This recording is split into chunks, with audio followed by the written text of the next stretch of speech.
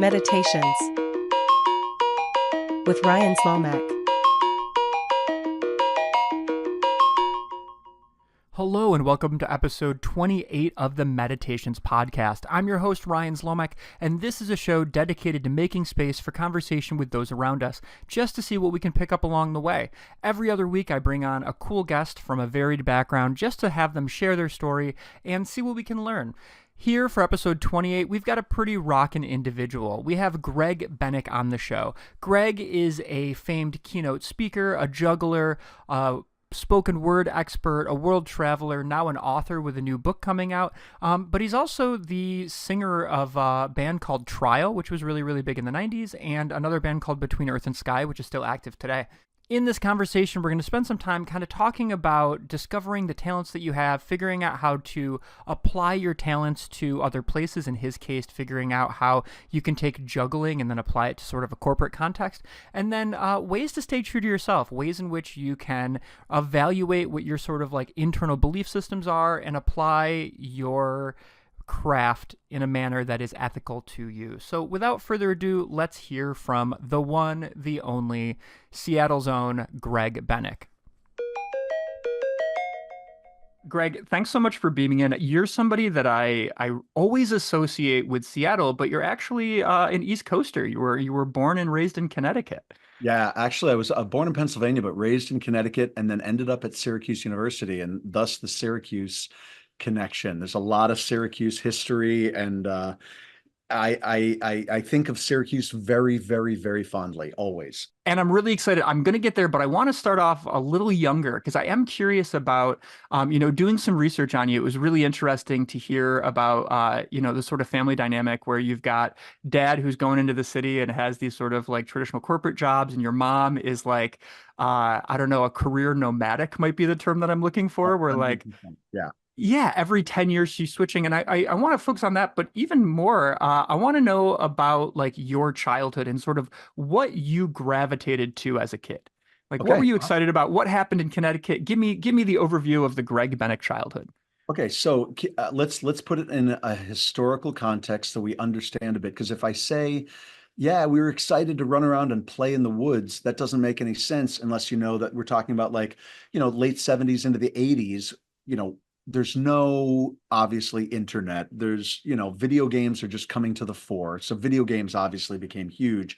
Arcade games, Atari 2600, that sort of thing. But prior to that, my childhood was forged with kids playing in the street, creative games, because that's what we had. It makes me sound like a dinosaur, but it's true. It's like pre-digital age. We had this game called Outlaw. And in Outlaw, you have one kid who's designated as the outlaw, and all the other kids are the posse. And I don't know if this is the way kids play this game, but this is the way we played it. And the outlaw has 15 minutes to hide in the neighborhood. And I lived in a rural area where there was, say, 8 houses on a street, each one with like woods in the background or in the backyard. The outlaw has 15 minutes to hide within parameters in the neighborhood that you set. And then the posse has 45 minutes to not only find, but actually physically tag the outlaw. So why is this interesting? It's interesting because you get a group of 10 kids together. One kid runs off into the woods and is gone. And then these other kids have to bloodhound their way to find that kid. And what you end up doing is learning the terrain, learning all the neighbors and where kids are afraid to go and where they're excited to go. You get creative about where you're going to hide. You learn your neighborhood and you learn your neighbors. And all of a sudden I'm sitting, 50 or 60 feet up in a tree, watching all the kids on the street run around the woods, try to find me, and they're unable to. As I watch them, you start to have like a really amazing sense of where you live, and you get really kind of, for lack of a better word, intimate with your surroundings. And that's what growing up was like for me in Connecticut, playing outlaw with my friends and running around in the woods. And we had a good time. It was pretty amazing. And there was a lot of good outlaw stories, which are probably beyond the pale of this podcast. But anyway, running around in the woods was really important to me growing up in Connecticut. That's a thing that we did. We ran around the woods, and then later we ended up in arcades playing video games. That's amazing. Maybe we'll have to do like a future episode where we only just tell outlaw stories for, an hour and a half. I think listeners need that. Okay, I'll tell you what listeners need, maybe even more than that, is I come to Syracuse. They don't need that, but what they need is they need a group of people in Syracuse to play outlaw. Like here we are, we've got the SU campus. One person runs away for 15 minutes, and then the other bunch of people have 45 minutes to find them cowering behind the chemistry building. Like that's exactly what needs to happen. Oh, interesting. Maybe that's what the next adult movement is going to be. Staying in Connecticut just for a couple more questions, real quick, is that I do want to talk about that sort of family dynamic and it was you, your parents, your brother, and you've got this like really cool household where you're seeing kind of a fairly traditional way to run a career with your dad, who's like putting on a suit, going into the city, doing his deal, and then your mom, who, if I recall correctly, I think worked as she worked as an exercise instructor and then a therapist and as a school teacher. Like, what was it like to be in this household where like you had the one sort of like routine method of making an income, and then this other sort of individual who's like, all right, here's my next challenge. So, okay, so amazing. Thank you for the research. And my mom was a hypnotherapist, which makes her even weirder, right? If she was a therapist, a traditional therapist, would be like, oh, that kind of falls in line. She was an aerobics instructor, a hypnotherapist. She was all over the map. She would change her career every 10 years intentionally, just like completely upend and throw her life out the window and then change completely.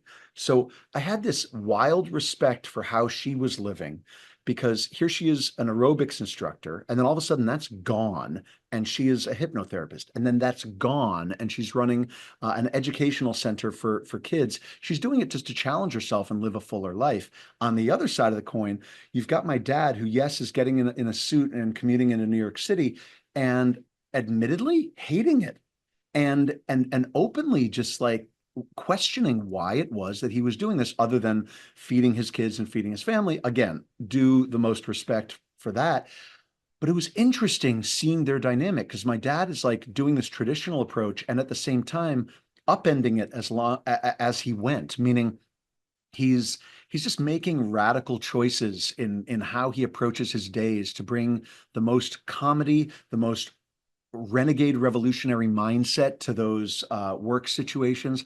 And then you've got my mom, who literally is just every 10 years upending her life. So I was inspired by both of them, meaning, from my dad, I got a sense of, okay, here's what needs to happen in order for this to happen. And from my mom, I got this sense of like, let's do this, which was kind of, an interesting balance between the two. So it was really kind of cool in terms of where the influences came from. And thanks for correcting me. I want to focus on this hypnotherapy thing for Oh like a yeah. second. I mean, was like hypnotizing members of the family part of the dynamic? Like, what was it like seeing mom transition to that career? Because that's such a niche, specific, performative, cool thing. Okay, so here's two stories that I never get to tell. One is that when my mom decided to be a hypnotherapist, I thought this was the most ridiculous thing ever. Now, I've since then met lots of hypnotists, right? I've met, stage hypnotists and clinical hypnotherapists.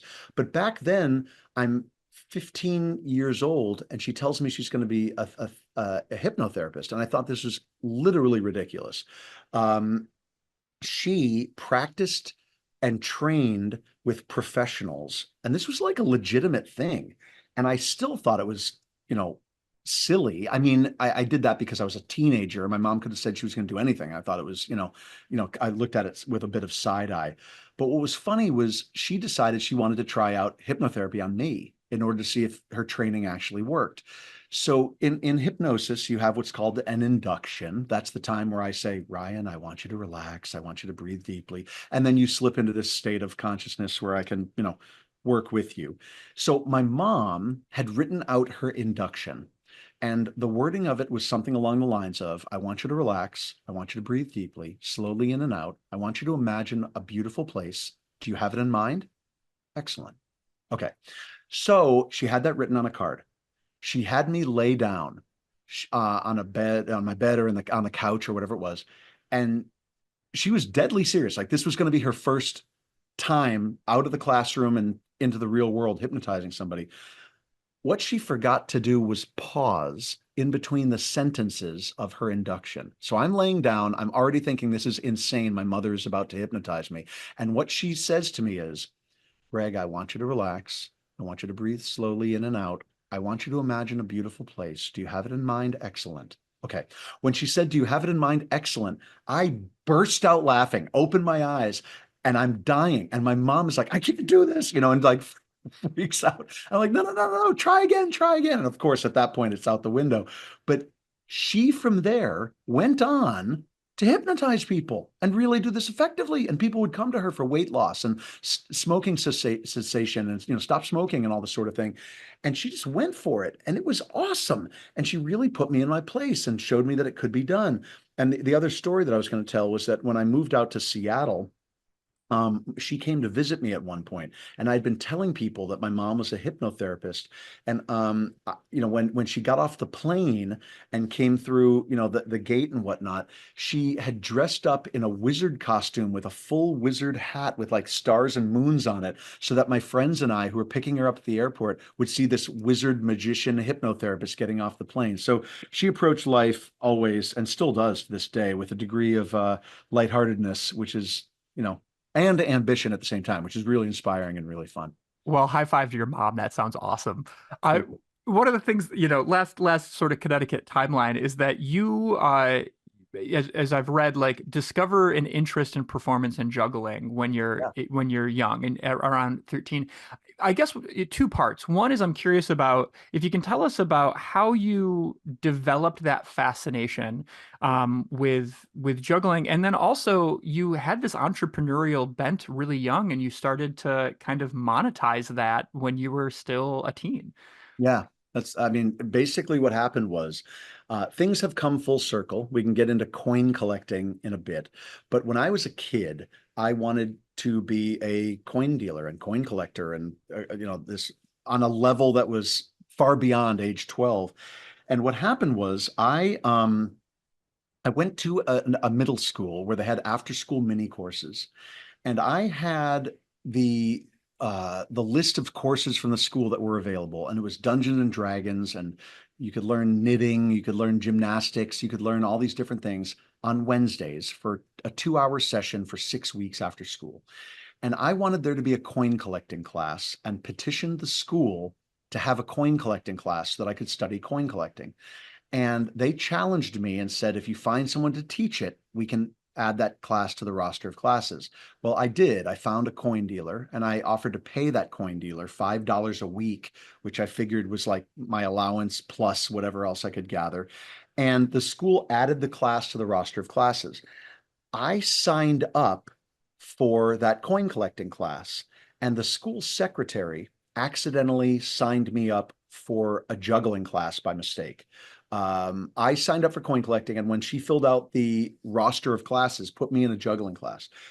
So that put me in a position where I was like, wow, my life is ruined. I'm not going to get to be a coin dealer. I'll go to this silly juggling class. And I walked into the juggling class, and the second I was in there, there was a kid, I'll never forget, his name was John, my age at the time, 12 years old, juggling 3 white baseballs. And I looked at him, and my head said, that's what I want to do for the rest of my life.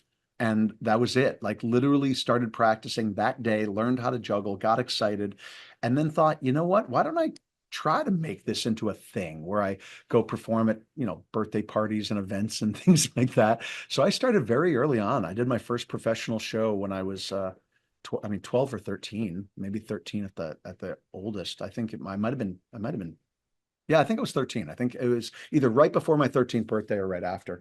But yeah, I started performing, and that's where that started. Connecticut was a good time at that time because I was such an oddball and an anomaly. It wasn't like today, not to make it sound like back in the day, but I mean, really, like today, if you wanted to look up jugglers in your town, you Google it, and then there's tons of jugglers. There's people that, you can look up, snail researchers, pizza makers, whatever it is, we find them easily.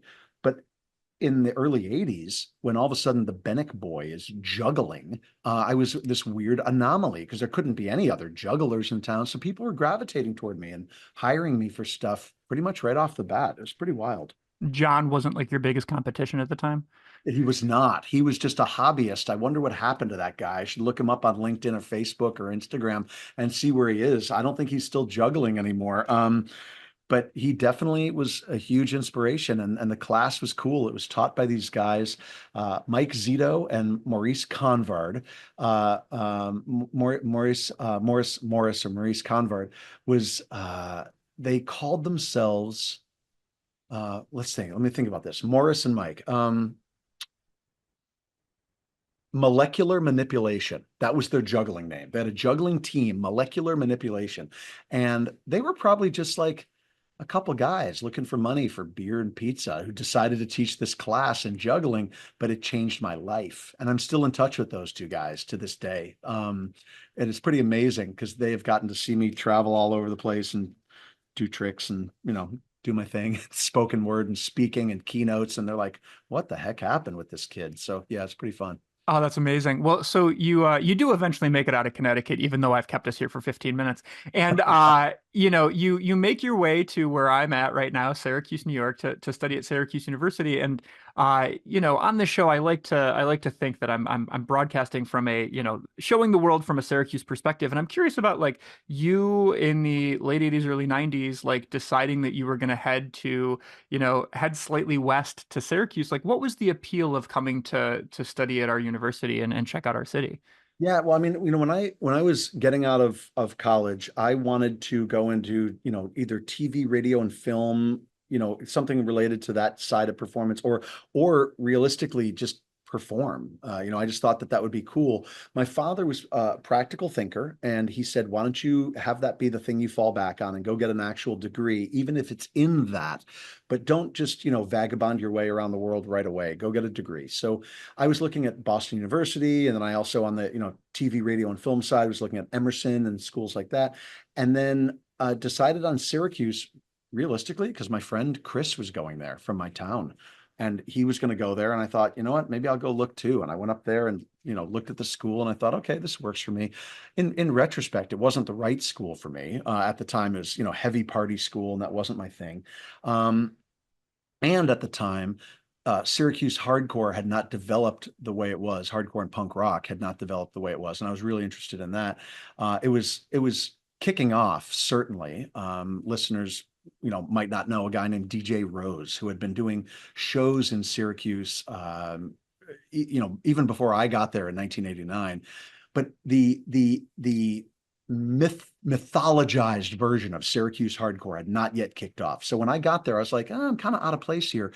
And it's cold and it snows, but I had a good time. I mean, I liked being there. I met some friends who were lifelong, who I'm still in touch with, and I definitely have a lot of great memories of it. But it was literally just me picking a school that my friend was attending because I didn't know where else to go, and I just decided to do that and lived on campus in the Lawrenson dormitory and just ran around in the snow all year. And it was pretty, it was a pretty strange place to be for anybody who was not used to that much snow. Yeah, and just shout out to DJ Rose real quick for anybody who does not know. He's the owner of Halo Tattoo, and he's going to be a future guest on the show. Actually, Awesome. super good human, Awesome. and I will say, a huge fan of Duran Duran, as am I. So, we've got that in common. That rules. And DJ was instrumental because I show up at Syracuse. I was this punk rock at that point minded kid, and I didn't know who to meet, talk to, or find there. And there was a store on campus called the Good Food Store, which was a health food store at the time. And I walk into the Good Food Store because I was vegan, I'm pretty sure back then, a vegetarian at least, vegan probably. And I walk into the store. Behind the counter, here's DJ Rose. He's wearing a Uniform Choice, a hardcore band T-shirt. And I asked him about it, and we struck up a conversation and have been friends ever since. But it was really cool to have him as a lifeline to that which was familiar, because what was not familiar was intense cold and fraternities, sororities, partying. So DJ was really grounding for me, and I look forward to listening to his interview. Yeah. It's coming down the pike in a few months, hopefully. Awesome. But one of the things, and this is one thing I'm really curious about, and I want to spend some time at, is that while you're at Syracuse, you discover a performer by the name of Larry Hunt, if I understand correctly, who is a mask maker that does some funky, awesome performances. And you go to one of his performances and end up sort of befriending this mask maker that defines the next year of your life. Can you tell us a little bit about that sort of Larry Hunt experience? I'm intentionally hoping that you can shed some light onto his work, because you're going to do a way better job than I will, Greg. No, you're right. That's great. Larry, who passed away just a few years ago, Larry was a brilliant performer. He's one of these guys that makes us and makes me wonder, who out there in the world is the person I never hear about? Okay. I can tell you what hundreds of my friends are doing today because I've seen their social media posts. You know who I'm more interested in? Who doesn't have social media, who's doing brilliant work, right? Larry, pre-social media, was doing brilliant work and never getting enough credit for it. He was a mask performer, trained in puppetry and theater, and he was making masks out of a material called celastic. And celastic was this fabric that you dip in chemicals that were very carcinogenic. And he would make these masks, because once you dipped it in these chemicals, you'd lay the fabric over a clay form, and then it would dry and harden. And all of a sudden you'd have this mask with which you could perform. It was very, very unhealthy what he was doing. And I hope that didn't contribute to his eventual demise, because he was dipping this celastic in like acetone and methylethyl ketone and all this stuff you don't want to be around. Anyway, he was making masks that weren't just like V for Vendetta, okay? He was making masks that were expressive of feelings and emotions. And what I mean by that is, if I said to you, make me a mask that describes pride, what would that look like, okay? If I said to you, make me a mask that describes apprehension, what would that mask look like? And that's what Larry was doing. And then creating theater pieces that embodied the feelings and emotions in those masks. So I went to see him and I thought, whoa, like I'm here studying communications, and granted, my professors are pretty awesome, and I'm still friends to this day with at least one of them. And I've met some cool people, and Syracuse seems to have this like hardcore thing that's about to get started. But this mask making, holy crap, this is amazing. So I decided to drop out of school, having seen Larry perform. He had performed a presentation that involved him as a solo performer using maybe 30 masks in the span of 45 minutes to describe pride, apprehension, ambition, ego, all these different things. And I thought, this is something I need to know more about. So I asked him, having seen his performance and knowing he was from the town next door to me in Connecticut back home, I asked, what could I do to come study with you for a year? And he basically was like, I don't know, come to Connecticut, we'll hang out, basically. I, in my mind, made it more of a formal, what's the word, internship. And in his mind, it was more mellow in terms of we were just going to hang out and make masks and talk masks. Either way, it worked out great, because I ended up making masks, learning about masks, probably breathing too much acetone and methylethyl ketone, and learned how to make and perform with masks. And then, along with that, learned, how do we use masks in society? What is the Ryan mask, the Greg mask that we present to the world, behind which we are actually afraid or actually confident? Those sorts of ideas started, swirling around in my brain, which later most certainly influenced the way I think about the world and approach the world. So yeah, Larry was a huge influence, never, ever got his due. He went back later in life to University of Connecticut and studied puppetry even further. And I wish the world had known more about him. He was really quite interesting. Yeah, and I gotta say, like, you're a fascinating guy, Greg, but I went down the Larry Hunt rabbit hole while I was doing some research on this, and he, was the director of the Mask Theater in Bethlehem, Connecticut for a very long time. He passed away in 2016. It seems like his family has kind of taken over, and now I believe it's the Mask Family Theater, which kind of keeps his legacy alive.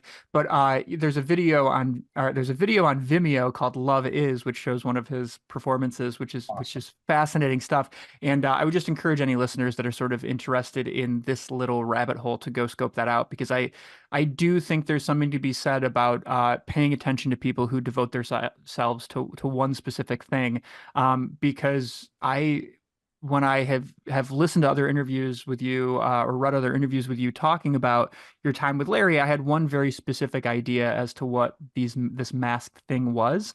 And now, having been able to absorb it a little bit, like, you truly see a mixture of obsession and community connection and creative writing and just the theatrical arts all melded into one very unique method of communication, which I think is He great. was brilliant. The guy was brilliant. I mean, we could do a whole episode on Larry Hunt, and I could tell you stories. I mean, I really, really think that he might have been one of the most influential people in my life, because he's the one who, at the end of the year, working with him and learning about masks and watching him in action, doing a show called Animan, where he explored the animal world, which probably got me even deeper into vegetarianism, veganism, and whatnot, because he was talking about respect for animals, respect for the environment. And then a show called Quincy Meets Shakespeare, in which his character Quincy explores the work of William Shakespeare and explores all these different plays and characters. That primed my brain like high octane fuel, so that at the end of the year, when he said, "What are you going to do next year?" I was like, "I don't know." He said, "Hey, I've got a friend who teaches at an acting school in Seattle. Why don't you go out and audition there?" I said yes, from the perspective of my brain is filled with Shakespeare from Larry Hunt. And sure, my brain is filled with the idea that there's a big world out there from watching Animan. And I went out to Seattle and auditioned at Cornish College of the Arts and got accepted. Larry was a huge influence in that, and credit where credit is due. Jennifer, his wife at the time, now of course widow, was highly influential as well in suggesting these things. So it was pretty huge. Larry Hunt was huge. That's what we should be talking about. The world needs to watch Animan, Quincy Meets Shakespeare, find every video you can about Larry Hunt.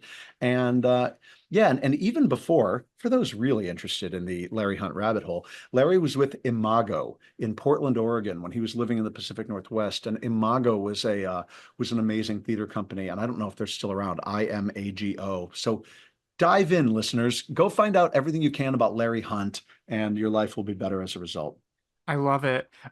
It's when we say apprenticeship or whatever, there's always just that that perspective that like sometimes the person who is conducting it, in this case Larry, is just like, this is just what I do, like come hang out. And for you, this is just like a moment where you can figure things out. You do go to Cornish, and I do have to say, Greg, it seems like you missed Brendan Fraser by a year. Did miss Brendan Fraser by 1 year. So I came into school at Cornish. He graduated the year before I showed up. So I came in as a sophomore because I got credit for freshman year at Syracuse. I came in as a sophomore. He had just graduated the year before. Fascinating. And we've spent a lot of time talking about your education. And I'm just curious about like Cornish, you studied acting specifically, and then obviously went into sort of a career of performance full time. I'm just curious about like what sort of stuff did you pick up? I know that you kind of like rediscovered a passion for hardcore. You ended up, starting the band Trial and doing some cool stuff courtesy of some suggestions from one of your professors, which is a fairly unique experience in higher ed. But I'm curious about like, what about Cornish kind of helped you grow as a person, figure out, your confidence as a performer, and kick off your career? Okay, so at the time I was at Cornish, it was a very specific school. And what I mean by that is Cornish today is a multidisciplinary arts-based education, whatever it might be. At the time, Cornish was very intense. We used to say back then that it was a cross between a monastery and what seemed like a concentration camp of sorts. You were locked in. There was no escape. It was devoted, intensified training. And at the time, it was debilitating, it was challenging, it was uplifting, it was inspiring. So here's what happened. I ended up almost getting kicked out of school and was asked, well, not even asked, I was demanded by the program to create my own major, or else I would have been kicked out because I just wasn't doing well. And I created a major in my senior year that was around the things I was most interested in, which allowed me to explore things that were most important to me at the time: literature and physical theatrical performance and theater history and things like that. And I ended up meeting some really fascinating people with whom I've had lifelong relationships.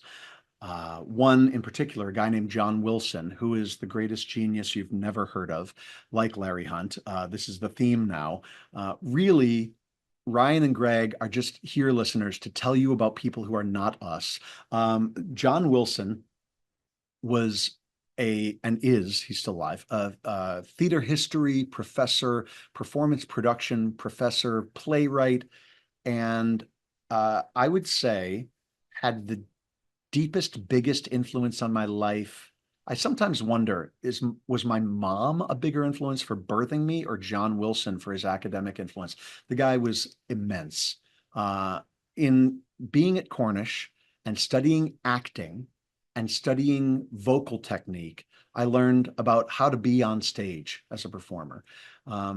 From learning about plays and the way plays work, I learned about writing and communication from the stage. But from John Wilson, I learned how to be a human being and an artist, and what that signifies and what it means in terms of aesthetics and approach to art and how to share it and what it all signifies. I can't even say enough about him. John was a huge influence. He always cringes when I talk about him too much because has no ego whatsoever about this sort of thing. But I can't say enough about the guy. He basically pushed the limits of education and teaching of students as far as they could go. Stories to follow if you're interested. Sounds great. Well, let's I do want to talk a little bit more about you, Greg. We've done a good job of highlighting some amazing other humans. And I'm curious about Seattle has its own sort of like just awesome culture to it, and is a place where I don't know if it's as weird as Portland, but it accepts weird quite a bit. So like the idea of like, hey, I'm a juggler, coin collector, I like metal detecting and Rubik's cubes and whatever is not a strange thing to enter into a conversation at any coffee house in Seattle. Right. But I'm curious about your transition out of academia into the professional sphere and discovering that you could make a career as a performer. Like, what was that transition like? You obviously you had been figuring out how to make money since you were 13 and juggling, and taking the job from the clown. But what was it like, getting to a place where the stakes were a little bit higher?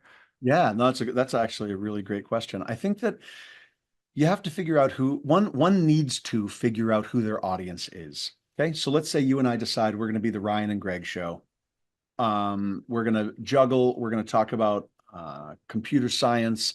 We're going to talk about I don't know, whatever it might be. We're going to perform. Who is the audience? That's the important thing, and that's the takeaway for the listeners. Like I could sit here and tell you what I did, but I'd rather almost, and I'm happy to share that. But I'd also rather have listeners think, how could I do this thing, right? Because I've made my living, as an artist and as a presenter and as a, communicator and, now keynote speaker for my entire life. How can someone do that thing? Okay, who's the audience? Let's say we do the Ryan and Greg show. Why? Who's it for? Okay, well, let's say we're going to do church events. Okay, great. Now we've got an audience. We start coming up with our material. We got to make sure that people who go to church events like it or are challenged by it or whatever it might be. And then we market to that audience. We start sending out, emails to every single church in the world saying we're the Ryan and Greg show and we do this whole thing and blah, blah, blah. That's the same way that it happened for me. I started trying to figure out who's my audience. And at the time I was performing at summertime events. I was performing at festivals and fairs. And I decided to pitch those audiences. And you could go deep with any audience you choose. If somebody is listening to this and they think, you know what, I'm really interested in basketry for whatever reason. Okay, are you going to make cheap baskets for the most number of people? Or are you going to make really high-end baskets for very few people? Where are you going to sell these things? In stores? Are you going to sell them at street fairs? Are you going to sell them on your own website? Who's the person who buys the baskets? Start asking these questions, and all of a sudden a market starts to form in your mind that you can pursue. This is exactly what I did back in the day. I was like, okay, I want to start off, I'm going to be a juggler. I don't want to be a risque juggler, like a stand-up comedian at a bar. I want to be somebody who is family friendly. So with that in mind, where are family friendly events? Okay, they're at company picnics, they're at fairs and festivals. And I started pursuing those markets. And at the time, dude, I was sending out like physical pieces of paper in the mail, like saying, hey, I'm Greg Bennick. This is like pre-email. So that's basically what I did. I started to build a little bit of a market that grew with the fairs and festivals and did quite well. It was fun. It was fun to try to figure that out. I like the constant puzzle figuring outing of this sort of thing. Case in point, it's now 2024. When you and I hang up in 5 minutes, 50 minutes, whatever it might be, I'm going to go back to figure outing my next step with keynote speaking, my new promo video, the new market I'm approaching. all of that sort of thing, the new book that's coming out, we'll get into some of these things. This is a constant process. And the reason I say that is because if there's a listener out there and they're thinking to themselves, wow, I really want to be a writer, I really want to be a professional cyclist, it's not going to go perfectly ever, ever. You're going to constantly be reinventing. And that's what I started to do when I was here at the proverbial coffee shop telling people that I was a Rubik's Cube, metal detecting, coin collecting, punk rock juggler, is like, okay, what does that mean? Who's the market? Where am I going after? And I did that because I thought it would be a fun challenge.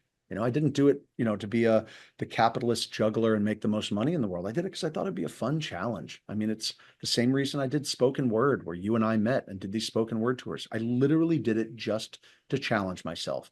It's the reason that when I was in hardcore bands and wrote records, I did it to challenge myself rather than just sit around and wait to die. I thought, you know what? I'm going to die. So while I'm waiting, why don't I do some stuff that's challenging and interesting to me? So that's basically where the juggling career, more or less, and the speaking career came from. It's all about challenging myself and seeing how far this can go. And I'm going to apologize for getting into the weeds with this next question, but I'm just inevitably curious. Like, when it came to you deciding, all right, I'm doing this family-friendly juggling, I'm going to be doing fairs and festivals and stuff. You're somebody who's very worldly, and I'm curious about two things. One is like, can you give us just an idea of what a beginning career Greg Bennick juggling performance looked like? Sure.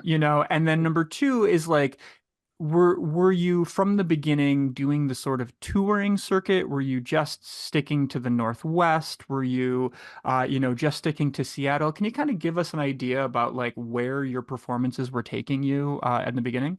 That's a great question. And I don't get asked that ever. And what's cool about it is that it makes me think of something that happened that changed everything, which was that originally I was doing strolling performance, meaning I didn't have an hour of material. I didn't have routines set. I knew how to juggle.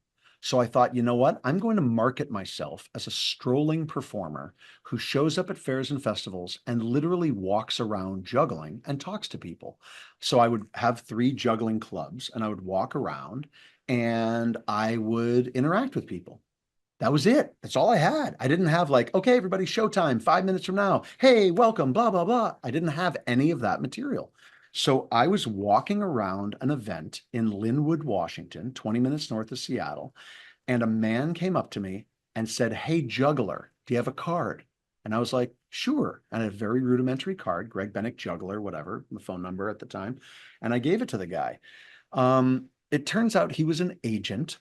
His name was Craig Cook.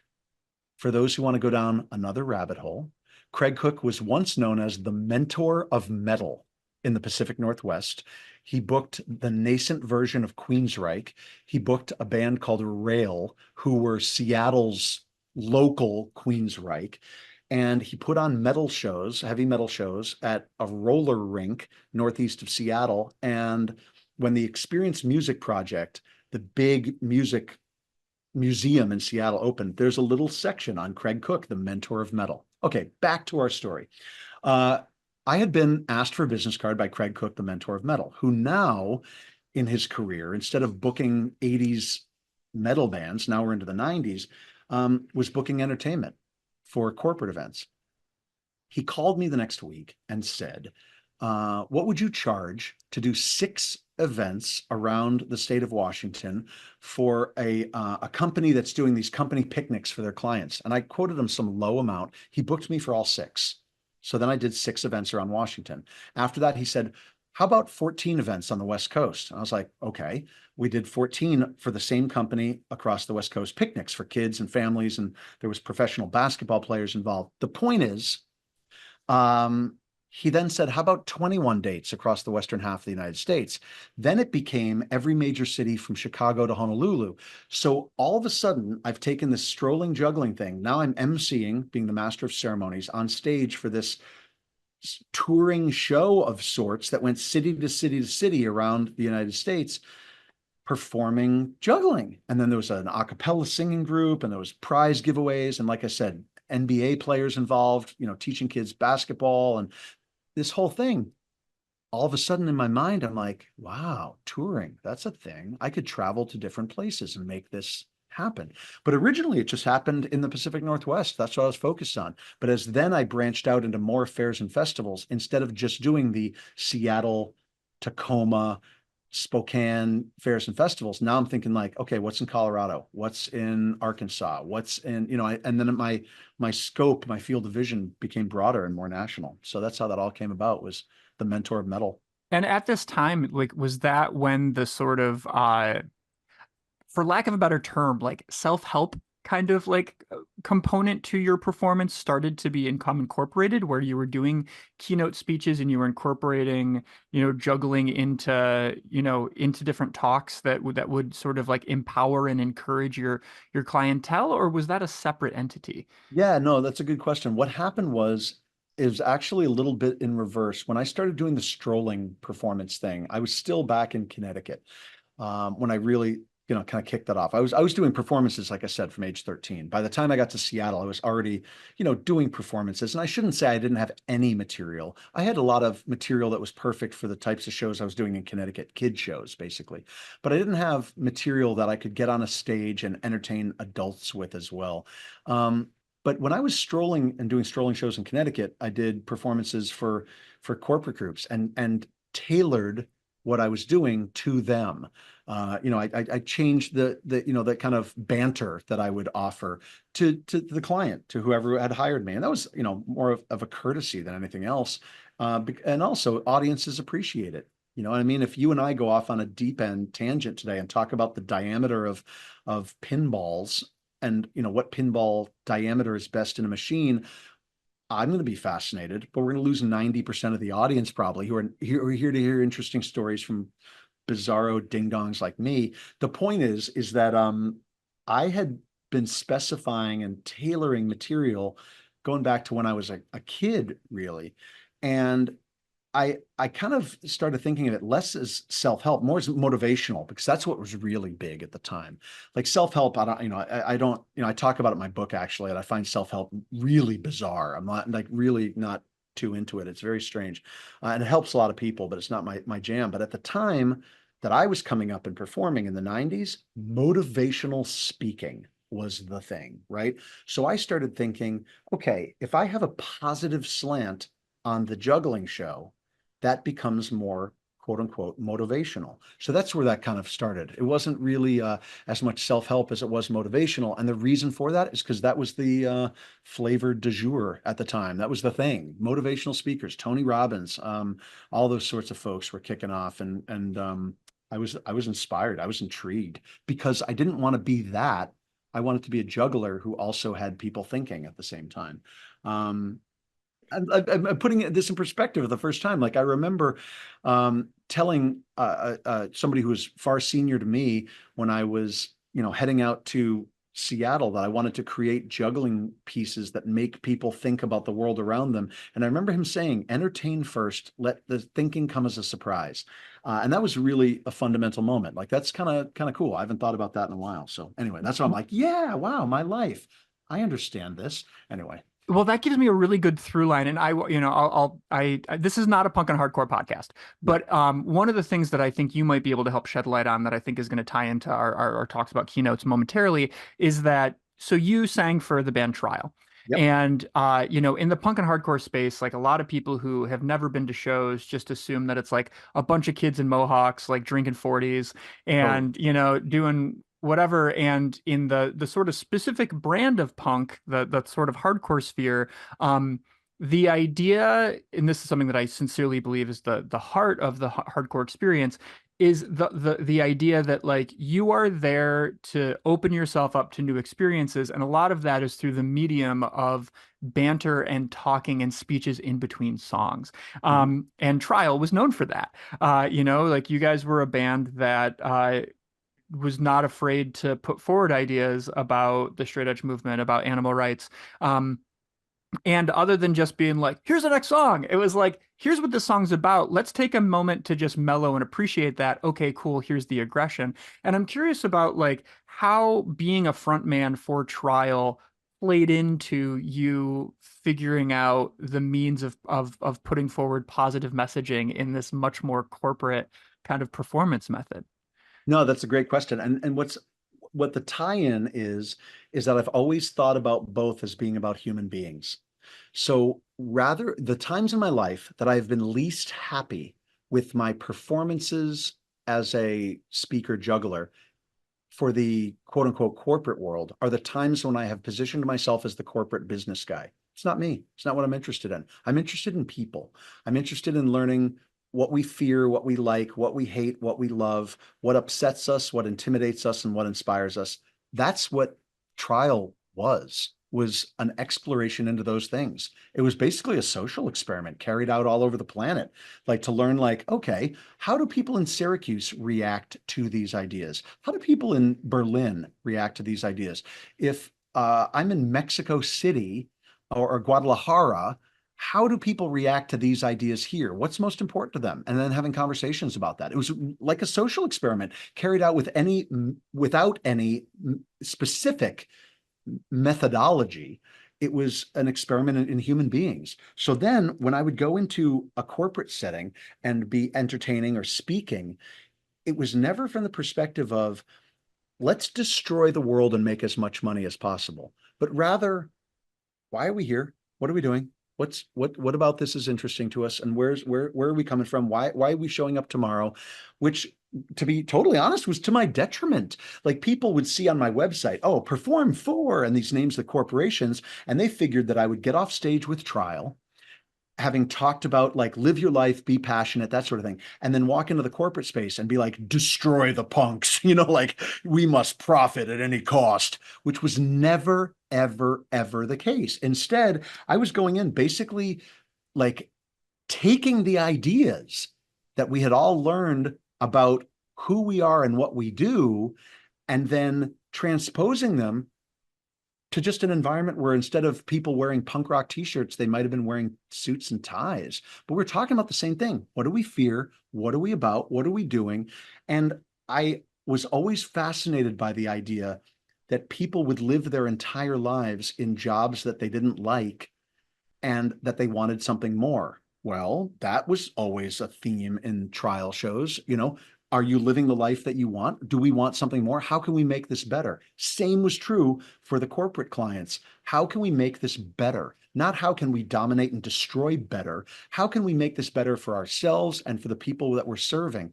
And to be honest, the list of clients that I turned down was at times more extensive than the list of clients I took, because I didn't want to be working for client A, B, and C, who were doing things that I literally didn't want to support or be a part of, much to my detriment. And I say that because I lost a lot of opportunities when I would get calls for keynotes and be like, nah, I don't think I'm going to keynote for the National Meat Association, but thank you. I really appreciate it. That sort of thing. Anyway, the point is, it was always an exploration into human beings and why we do what we do and how we get through a very complicated, overwhelming existence.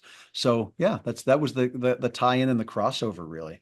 Well, and I just love it because I think like the idea that like, yo, I just played this like crazy festival where, I gave a speech about, factory farming while also screaming my lungs out, to all of a sudden being like, all right, so tomorrow I have to teach a bunch of people at Nintendo how to juggle. Like, it's just such a 100%. fascinating juxtaposition all the time. All the time, like, to the point where, and to the credit of Tim McIntosh, the other members of trial, who were very, very patient, or not so patient at times with me. My schedule dictated a lot of things that in retrospect I could have made different choices about. And what I mean is that there were times where I would fly away from tour, trial would play, I would literally get on a plane right after I got off stage, sweaty and everything, get on a plane, fly somewhere across the United States, put on maybe a button-down shirt, and say to audiences the same thing that I'd been saying on stage to 50 kids the night before in the sweaty venue in Arkansas. And all of a sudden I'm in Topeka, Kansas, talking to people about, like, How can we live in ways that are more considerate? How can we be a part of each other's lives in supportive ways in the community, or whatever it might be, and juggling and blah, blah, blah. Thank you very much. Collect the check, get back on a plane, fly back to tour where my band members have been sitting, sweating in a parking lot, eating Subway sandwiches. And I show up and I'm like, hey, I'm back. Let's continue the punk rock tour. And they were like, we hate you. And understandably so, we did that all the time. And it's like, you know what? I'm seeing Tim McIntosh for a walk today around a lake. I'm going to apologize to him for that. So thank you for this being therapeutic and helping my relationship with Tim get stronger after 20 years, because these guys were so patient with me as I did this often. Well, in the theme of bringing the world together, give him a high five for me as well. That way we have that Syracuse, New York connection. Yeah, absolutely. I will. Awesome. Well, yeah. Well, so I keep saying so you, but you're a keynote speaker, you're a juggler, you're doing all these different things, and we're going to talk about your book shortly, which I think will complement a lot of the keynote stuff. But one thing I'm curious about is your ability to transition this mindset of who is my audience, at the drop of a hat. And one of the things that I haven't really heard you talk about, and I'm not sure if this is a good question, is like, how did you transition your business in COVID? Like, I've seen videos of you like teaching people how to juggle through Zoom. And I'm just curious about like, taking this experience where it's like the interpersonal, like you are confronted with me in a space. Guess what? I'm going to be throwing you a ball and having you throw it back at me. Method where it really does humanize everybody in the room, where your job titles no longer matter, to all of a sudden transitioning to a space where you're a little rectangle on a screen. Yep. I'm just curious about like, what was that sort of pivot like for you?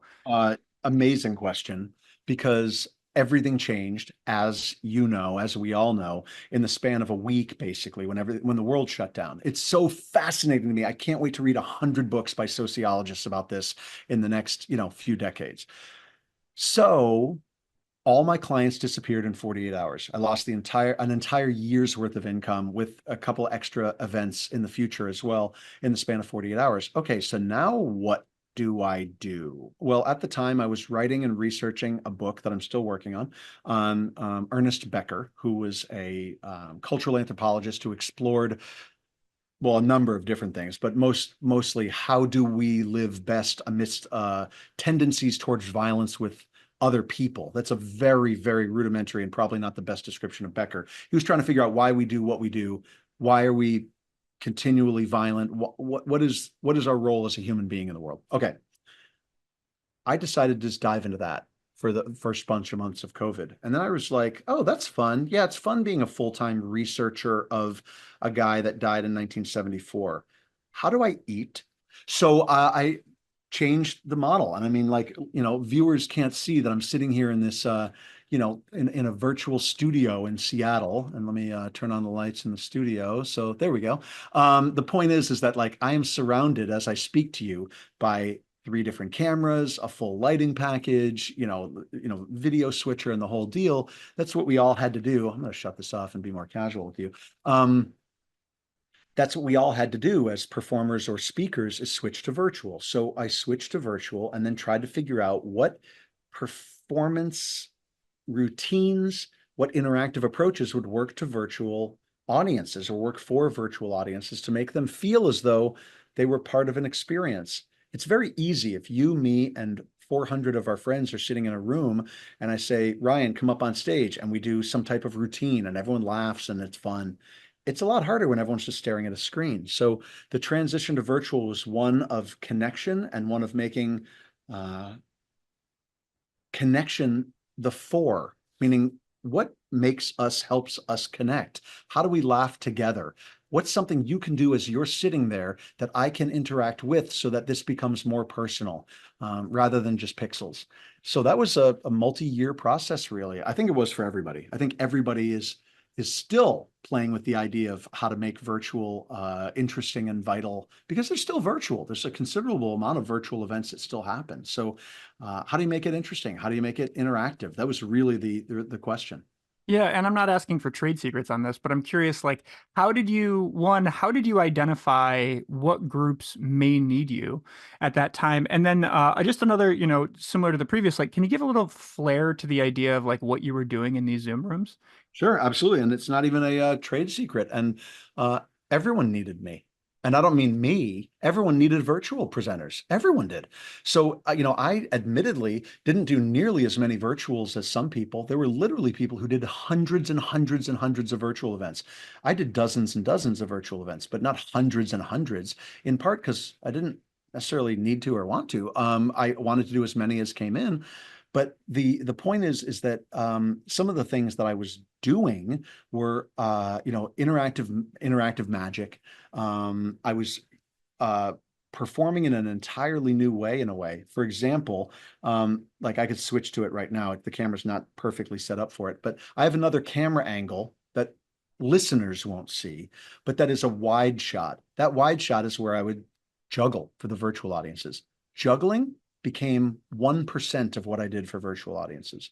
Interactive magic was a huge part of it. I've always been fascinated by magic, so I started doing more routines that were, mind reading in a way, or magic based, and it's pretty cool. Everybody needed it. Everybody wanted it. Everybody was terrified and excited and wondering how we were going to connect. Humans are social creatures. We need each other. There's no vacuum in which we are just ourselves and there's no one else. And we don't need anybody. We need socialization. We need to be connecting. So in the midst of that need, the virtual event allowed us to have some semblance of that, even as we were isolated in rooms all around the world. Yeah, it was so cool. And I think that there's, one of the themes on the show is or maybe it's a theme that I live by, but is the idea that whatever you're obsessed with and whatever you're passionate about and whatever brings you joy, as long as you put it out into the world in some way, people will respond to it positively.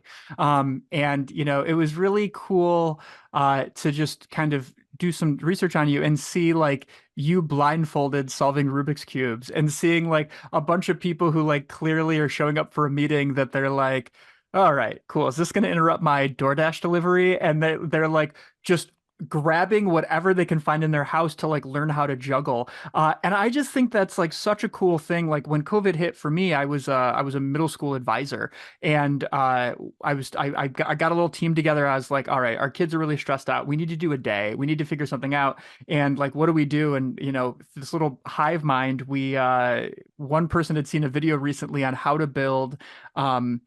Like card houses out of packs of cards. So Okay. like we went to the Dollar Tree with our masks on and bought as many decks of cards as they have, and then went and put them in the mailboxes of all of our students, and then like had taught the kids how to do it one day while we listened to a playlist that they put together on YouTube, and like that still goes down as one of my favorite COVID memories because it was like here's one thing, and I think that like it was, I don't know. I guess I just want to say, like, I found it really inspiring, even in our quote post-COVID time, to just see how you did that with the skills that you had. Because I would argue that, like, even though we can go to the local cafe and meet the local clown or whatever, we still need to be intentional about getting groups of people together digitally to have those conversations and demonstrate those skills because now we're so much more globally minded.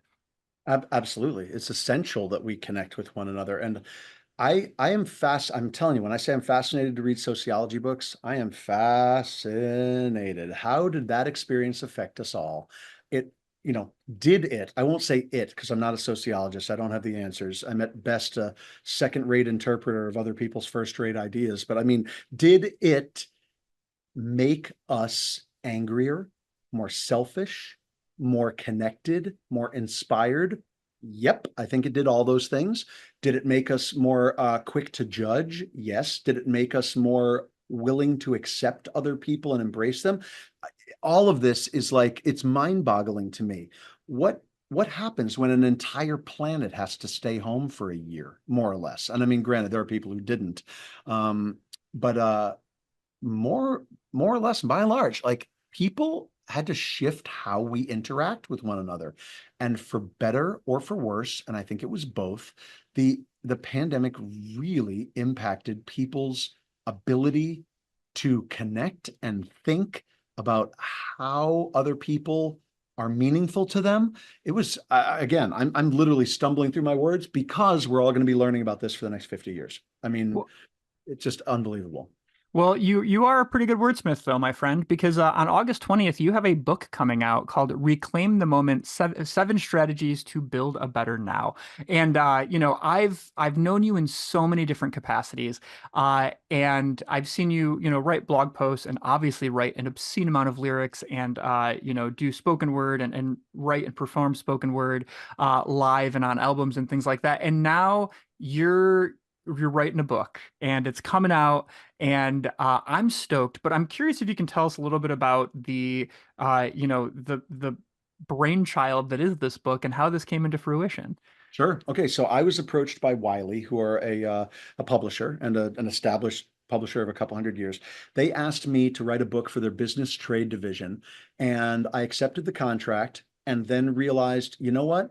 Writing a book that's a business trade book is not nearly as interesting as writing a book for human beings who maybe are involved in business, but who very likely are human beings. Like that's way more interesting to me. So that's the book that I wrote. And Reclaim the Moment is about ways that we can reclaim our sense of humanity and our focus when we've been thrown off track by the world.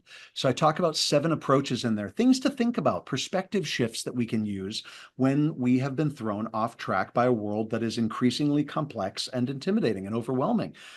There's no denying that we all didn't come through the pandemic unscathed, right? And the book isn't about the pandemic, but just since we were just talking about it, sure, the pandemic is quote unquote, listeners, I'm putting this in giant flashing air quotes, over, right? But it's not. In fact, COVID cases as we speak are on the rise everywhere. But the point is that we think of, oh, we're done. We got through that. When in actuality, the psychological effects of it and the impact on us is going to be felt for a generation. That's in addition to the world just being complex and intensified all the time and overwhelming. And I talk about in the book, a psychoanalyst named Otto Rank in the mid 1930s wrote a letter to a friend and said that he had temporarily stopped writing. And the reason he said, as he wrote to his friend Jesse Taft, was that the world suffers from an overabundance of truth, the enormity of which, the sum total of which cannot possibly be consumed. He's talking about this from his time in 1910 to 1930, that the world has an overabundance of truth. What's he talking about? Books, print articles. What would Otto Rank have to say about TikTok? The dude's mind would explode, right? The influences on us are from every possible angle. They impact our sense of self and our sense of self-worth. So I wrote a book about ways to bring ourselves back to center. And I talked about 7 strategies, believing in the possibility of kindness in other people. We're so quick to judge other people. How can we believe in the potential for kindness in other people? There's a chapter called Keep Your Eyes on the Knife, which is about focusing on what matters most to you. It's a juggling metaphor. If you were juggling 2 beanbags on a knife, where would your focus be? So what's your knife? What's the thing that demands the most focus of you? And then I talk about cultivating a revolutionary mindset. When you're thinking in a patterned way, how can we think in another way? Why is that valuable even? There's chapters on creativity and laughter and developing relationships, and then reverberating with these ideas and bouncing ideas off of and with other people so that we can collectively grow. So I'm excited about the book. I just finished reading the audio version of the book in New York City for a bunch of days, and there'll be an e-version of the book, an electronic version, and the print version does in fact come out on Wiley on August 20th, and is available now for pre-order, and for listeners listening afterwards, it's available everywhere, which is really cool. I love it, and I'm super excited. And I'm not gonna lie, I was pretty excited to know that you were writing a book, and then when I saw that you were doing the audiobook, I was just over the moon. I think that there's something to be said about an author spending additional time with their work, because there's a nuance in voice that helps convey moments that might seem minute and forgettable in text, and all of a sudden become sort of magic and impactful. And I'm just curious about what was it like to spend that time reconnecting with these words that you've been putting to paper and then recontextualizing them through voice, in over the course of a pretty lengthy period of time. This is not a short book. No, it's not. And admittedly, Wiley has been most generous in that it was supposed to be a shorter book. Wiley was looking for a book of around 60,000 words, and this is considerably more.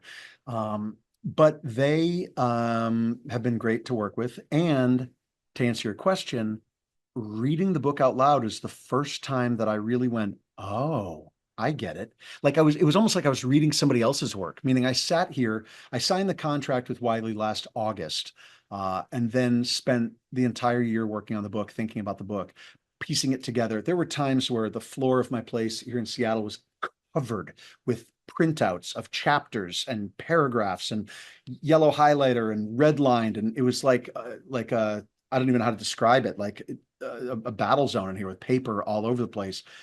The point is that sure, the book all came together, and I read the book before I submitted it and finished the book and, went through it all and whatnot. It was only when I read it that I went, oh, wow, okay, I see what I was thinking and where I was going overall, like big picture. You sit in a room the size of a bathroom for a total of 18 hours and read to yourself, for a final book length, audiobook length, that'll be about 9 hours long, 8 hours long, or something like that. But you sit in a room for 18 hours and read to yourself, and you really get into the words and the ideas. And it was then that it kind of came alive in my mind. It was really fun. Like, it was really, really fun. So I loved the experience of reading and thinking about it and diving into it. It changed my perspective on the book to read it out loud and to hear the words out loud. There were many, many, many times when I was reading the book that I thought to myself, wow, that's cool. As if I wasn't the guy who wrote it, right? That where I didn't really realize that what I was doing in writing and actually physically typing in the back of my brain was saying, yeah, this fits because this relates to chapter 5. Okay, continue on, type, right? But it was only when I read it out loud, I was like, oh, wow, there's that connection. Cool. And it all kind of came together and made sense. I would recommend to anybody who's working on a writing project, read it out loud. You find things in there that are just you don't expect, you don't remember, you don't expect. It was really interesting. Well, awesome. Well, Greg, you've spent a good amount of time with me. I want to wrap in with our last couple questions, and this one's going to take a shift a smidge. But before the interview, we talked a little bit about the fact that, like, I think I'm somebody who, like, is always on the move and burns the candle at both ends. And you just take that to, I think I described it as an Olympic level. And you just keep going. But one of the things that you and I have in common that we haven't talked about is the fact that you and I both have the old DSM definition of attention deficit disorder. Oh, And I'm very curious about, just as, somebody who's lived with it for a very long time, what are your sort of daily habits in order to sort of keep yourself on track and to just ensure that you're sort of getting the most out of your day and finding the most joy in your day? okay. That's a great, great question. So yeah, I blame my mom. Thanks, Diane. Appreciate it very much. My mom is an absolute human dynamo wrapped in a tornado, wrapped in a hurricane. She is nonstop and always has been. And we laugh today. Literally, when I say today, I mean today generally, but specifically just the other day when I was with them on the East Coast, she was like, I'm so sorry I did this to you. I'm so sorry you inherited this part of my brain. And I'm like, you know what? You got to think of it as a superpower. So that is the first part of the answer to your question. When I have just my brain going all over the place, 100,000 miles an hour, I think to myself, and this is not just like a trite reference back to the book. The book's in a sense autobiographical in that these are things I actually think about. Keep your eyes on the knife. What is the knife in this moment? In this moment, yes. Is my brain thinking, oh, Rubik's Cubes. Ryan mentioned Rubik's Cubes. I really should be practicing with my Rubik's Cube more, blah, blah. Sure. The knife is this interview. So throughout the course of the day, what keeps me focused is what's the knife in the moment, listeners, that's air quotes again, because for someone with ADHD, what's important in the moment just changed because now it's a new moment.